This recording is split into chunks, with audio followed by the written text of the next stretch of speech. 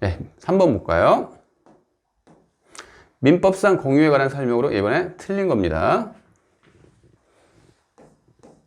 1번 보겠습니다. 공유자는 다른 공유자의 동의 없이 공유물을 처분하지 못한다. 맞죠? 처분 변경은 어떻게? 전원의 동의가 있어야 합니다. 다른 공유자의 동의가 있어야 돼요.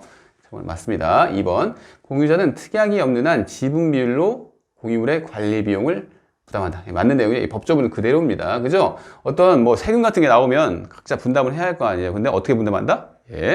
지분 비율로 분담합니다.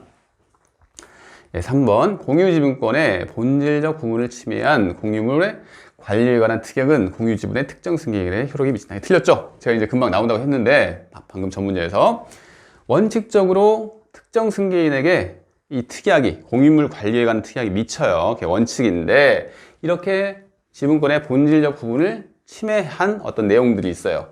이런 경우에는 미치지 않는다는 것이 판례의 태도입니다. 그래서 틀렸습니다. 답은 3번 되네요. 4번 볼게요. 과반수 지분권자로부터 공유물의 특정 부분에 대한 배타적인 사용 수익을 허락받은 제3자의 점유는 지금 과반수 지분권자로부터 그죠? 배타적 사용 수익을 허락받았죠? 이 제3자의 점유가 적법할까요?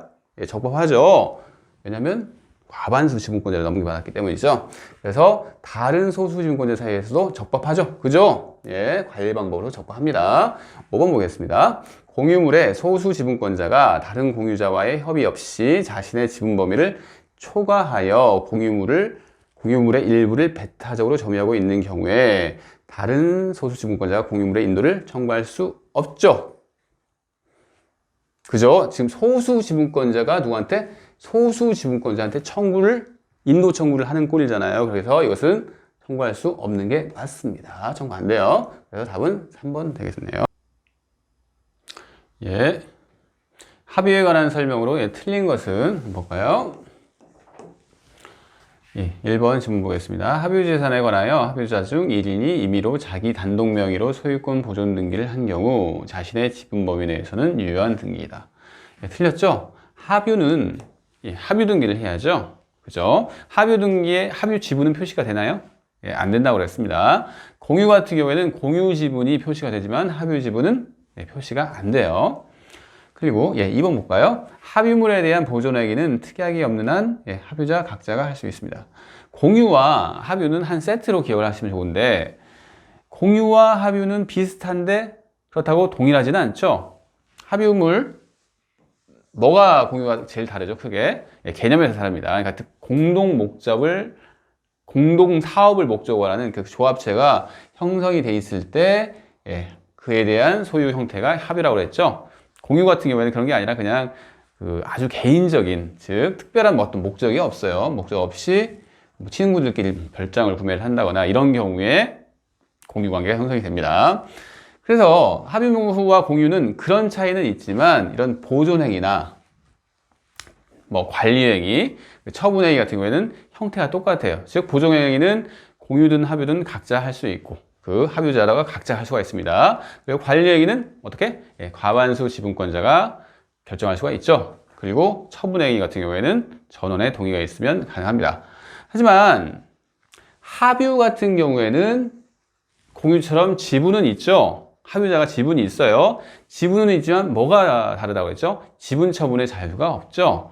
왜? 합유자는 공동사업을 하는 자로 구성이 되어 있어야 돼요. 그래서 지분을 처분하게 되면 다른 사람이 들어온다는 얘기잖아요. 그죠? 다른 사람이 들어오면 그 다른 사람이 공동사업을 안 하는 사람이면 안 될 거 아니에요. 그죠? 그래서 어떤 지분 처분을 할 때도 동의가 있어야 합니다. 다른 합유자들의.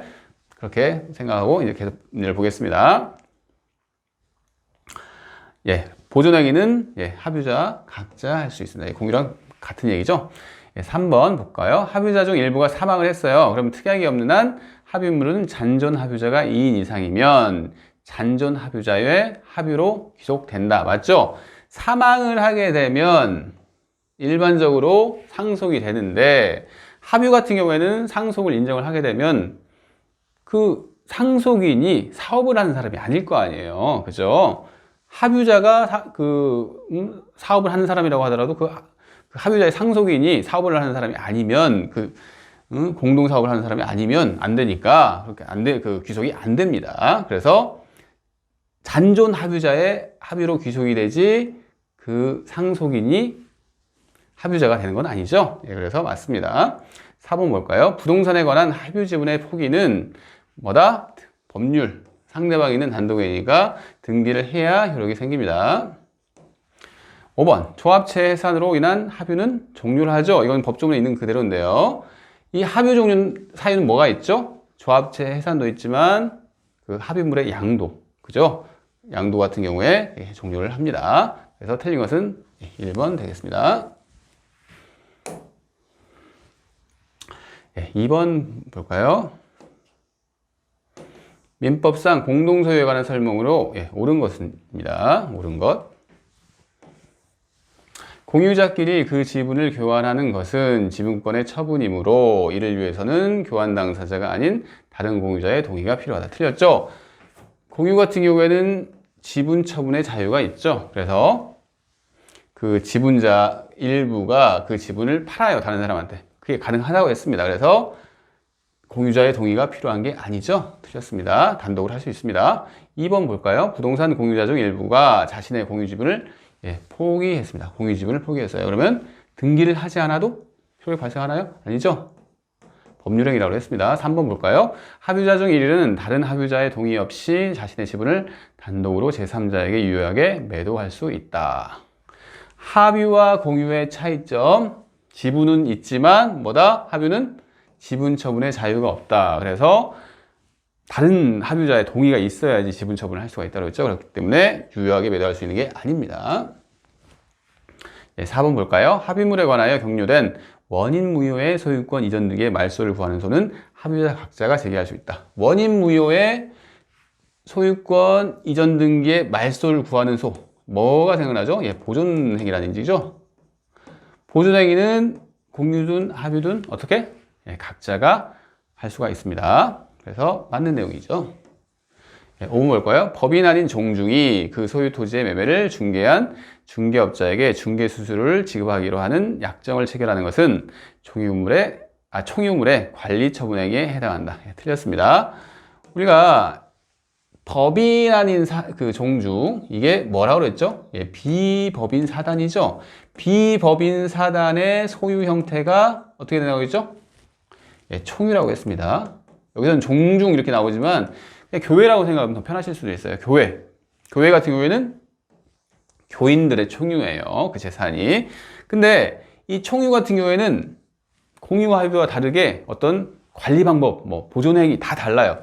뭐다? 총유는 무조건 규약 아니면 뭐다? 총의 결이다. 이렇게 생각을 하시면 돼요. 그래서 지분 자체가 없기 때문에 총유자가 지분에 따라서 사용 수익을 할 수 있다. 이런 거 다 틀린 내용입니다. 그냥 총유다. 그러면 어떻게?